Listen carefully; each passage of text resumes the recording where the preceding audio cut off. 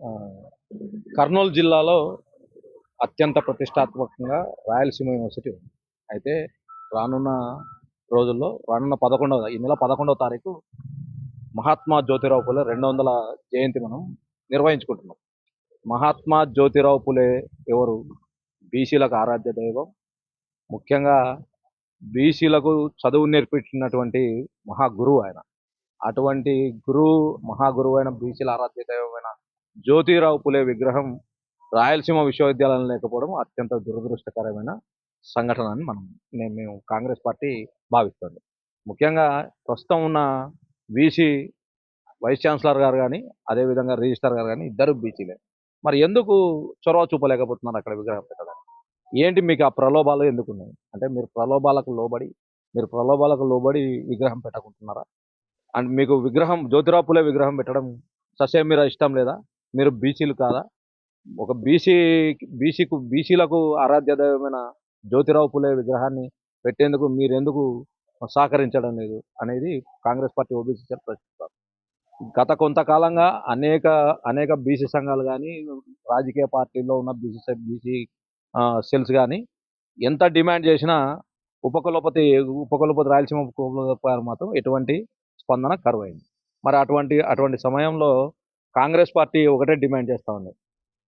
మహాత్మా జ్యోతిరావు పులే 200 జయంతి రోజు మాత్రం బీసీలకు ఆరాధ్య దైవమైన మహాత్మా జ్యోతిరావు పులే విగ్రహం స్థాపించకపోతే కాంగ్రెస్ పార్టీ ఓబీసీ సెల్ ఆధ్వర్యంలో తీవ్రంగా ప్రతిస్పందించాల్సి వస్తుంది. అవసరమైతే కాంగ్రెస్ పార్టీ ఓబీసీ సెల్ ఆధ్వర్యంలో యూనివర్సిటీ ముట్టడించడానికి కూడా వెనకాడబోమని హెచ్చరిస్తున్నాం.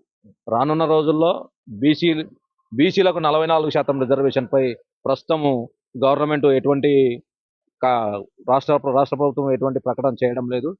ఈ రోజు నుంచి జనగణన ప్రారంభించింది. అయితే కులగణన చేయకుండా మీరు జనగణన ఏ విధంగా చేస్తారు? కులగణన అనేది చాలా ముఖ్యమైనది. మరి రానున్న రోజుల్లో నియోజకవర్గాల పెంపు కూడా కేంద్ర ప్రభుత్వం ప్రతిపాదిస్తుంది. మరి అందుకు మీరు ఏ విధంగా నియోజకవర్గాలను పెంపును ప్రతిపాదిస్తున్నారు?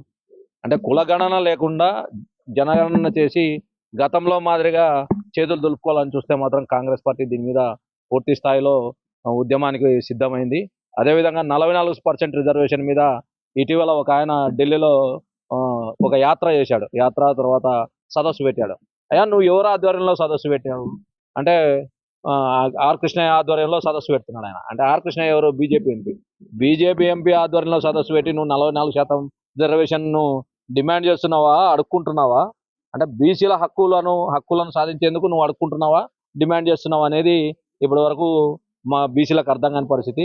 దయచేసి మీ నాటకాలు ఆపి 44% రిజర్వేషన్ ఆంధ్రప్రదేశ్లో రానున్న స్థానిక సంస్థల ఎన్నికల్లో ఖచ్చితంగా అమలయ్యే విధంగా మీరు డిమాండ్ చేస్తే బాగుంటుంది. మీరు భజన కార్యక్రమాలు మానేయండి అని కాంగ్రెస్ ఓబీసీ సెల్ స్పష్టం చేస్తామని. ఇక కర్నూలు నగరపాలక సంస్థ కమిషనర్ నిన్నటి రోజు నుంచి, అంటే గతంలో కూడా అనేక మంది ఉద్యోగులు కొత్తగా చేరిన బీసీ ఆయన కూడా బీసీనే, మరి కింద స్థాయి ఉద్యోగులు కావచ్చు, అట్లా కాంట్రాక్టర్లు కావచ్చు, ఇంకా మరి ఇతర వ్యక్తులు కూడా కావచ్చు, ఆయన వ్యవహరిస్తున్న తీరును నిరసిస్తూ గతంలో కూడా అనేక మంది మున్సిపల్ ఉద్యోగులు ఇక్కడ నుంచి వెళ్ళిపోవడం కానీ, లేకుంటే దీర్ఘకాలిక సెలవుల్లో పోవడం కానీ, ఆత్మహత్యలకు పాల్పడడం కానీ జరిగింది. మరి కర్నూలు నగరపాలక సంస్థ కమిషనర్ చేస్తున్న అకృత్యాలను మరి ప్రభుత్వం దృష్టికి తెలియదా, లేకుంటే తెలిసి చూసి చున్నట్టుంటున్నారా? అయ్యా, జిల్లా మంత్రి గారు టీజీ భరత్ గారిని మేము ఒకటే కోరుతున్నాం. కర్నూలు నగరపాలక సంస్థ కమిషనర్ మీద అనేక ఆరోపణలు ఉన్నాయి. ఆరోపణల మీద విచారణ చేపట్టండి. విచారణ చేపట్టకుండా మీరు ఆయనకు అభయం ఇస్తూ మీరు చెప్పిందే వేదంగా, లేకుండా ఆయన చేసిందే శాసనంగా ఉంది. ముఖ్యంగా ఒక 120 మంది 60 సంవత్సరాలు దాటిన వారిని 120 మందిని విధుల్లో నుంచి తొలగించారు. అందుకు సంబంధించి కౌన్సిల్ తీర్మానం కూడా ఏం చెప్పింది? వీళ్ళు 120 మందిని తీసుకోవచ్చు. మరి అందుకు సంబంధించిన కౌన్సిల్ తీర్మానం కూడా ఇప్పటికే ప్రవేశపెట్టడం. అయితే కర్నూలు నగరపాలక సంస్థ కమిషనర్ దాన్ని సంతకాలు పెట్టకుండా దాన్ని మూలకు పడేశాడన్న ఒక ఆరోపణ వినిపిస్తుంది. టీజీ భరత్ గారిని జిల్లా మంత్రి గారిని ఇప్పుడే ఒకటే కోరుతా ఉన్నాం. టీజీ భరత్ గారు, మీరు కర్నూలు నగరపాలక సంస్థ కమిషనర్ మీద వస్తున్న ఆరోపణలపై నిజాన్ని నిగ్గు తేల్చి అతని మీద సరైన చర్యలు తీసుకోవాలని మేము భరత్ గారికి విజ్ఞప్తి చేస్తున్నాం.